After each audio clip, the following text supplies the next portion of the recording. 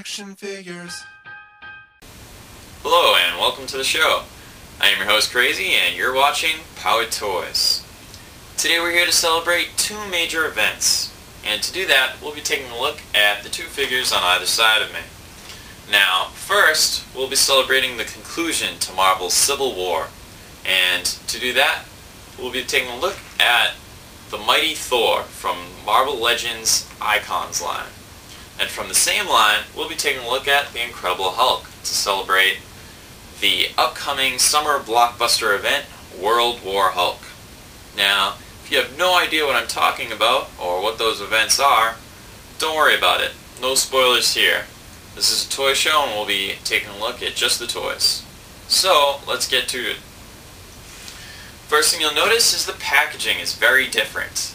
At the turn of the year, Hasbro took the license for Marvel from Toy Biz. So the Hulk here was released at the end of last year from Toy Biz in the Classics Icon packaging, while Thor here is one of the first offerings from Hasbro. And you can see it's in this great display box where you can see the entire figure. Now if you're going to look for Thor, I have to insist that you inspect the figure before you purchase, because I passed up on 3 different figures before I found this one. One of the wings on his helmet is often broken within the packaging, and it's something you can easily avoid running into as long as you inspect the package beforehand. So why don't we open these figures up and see what they've got going on. Okay, we're back. We have both figures out of the package.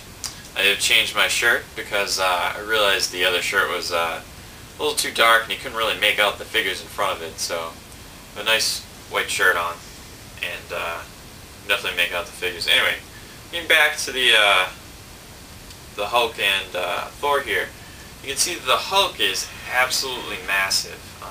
He's just a great big figure, and I love the Hulk figures in the Marvel Legends line because they just really dwarf all the other figures, and this is no exception. As you can see, he's very detailed. I want to say that he's more detailed than Thor is in his paint application and a bit in his sculpt as well, but when I show you Thor, I'll get to that. Hulk here features all of the regular articulation in the Marvel Legends line, from the arms to the head to the waist, right to the legs. You won't have any problems posing this figure. All the joints are nice and tight out of the package, and I really want to zoom in and give you a real good shot of his face so you can see all the detail that is on him. There we go. And specifically right there, from the eyes to that big grimace, there's just a whole lot of detail on here, and not just in the face but all over. The musculature is very well defined, and the paint applications highlight it very, very well. And like I said, I felt on the Thor figure that the paint applications don't really, well, let me show you Thor. I'll zoom in again. If you look at the paint application on his face and his arms, it's all one tone, and there's just very little shading on his thighs. But that doesn't really take away from the figure at all. This is a great figure and definitely lives up to the original character and his mythos. Another thing to point out is this cape, cloth. This is a great feature. Most of the other Marvel Legends figures have plastic capes. Kind of takes away. The cape lies very well on his back, and it's secured in a way that it's not going to, come off very easily at all. I did have two small complaints about the figure. Of course, I'll need to zoom in again, sorry. The head doesn't have any up and down movement, so you can't really make him look up to face you. I mean, you can have his torso come up like that, but that's not quite what you want. It's not a big deal because he's got plenty of side-to-side movement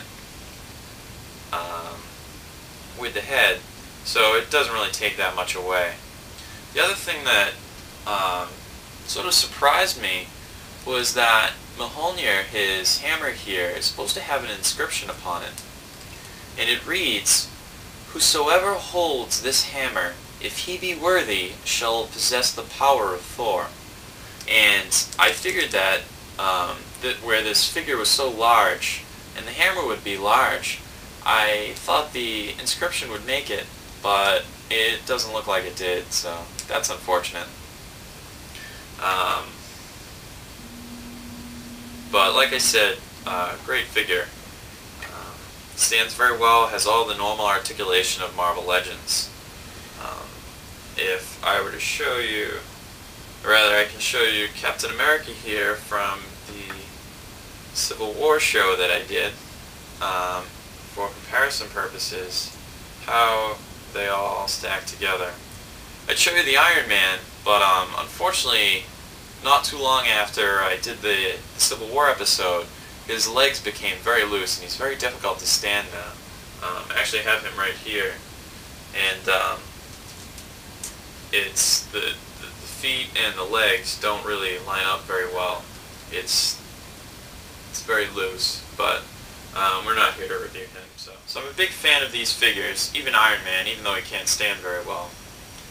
But you should definitely decide for yourself whether you like them or not.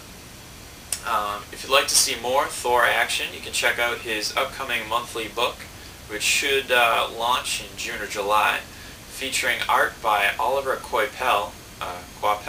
If you know how to pronounce that, send me an email.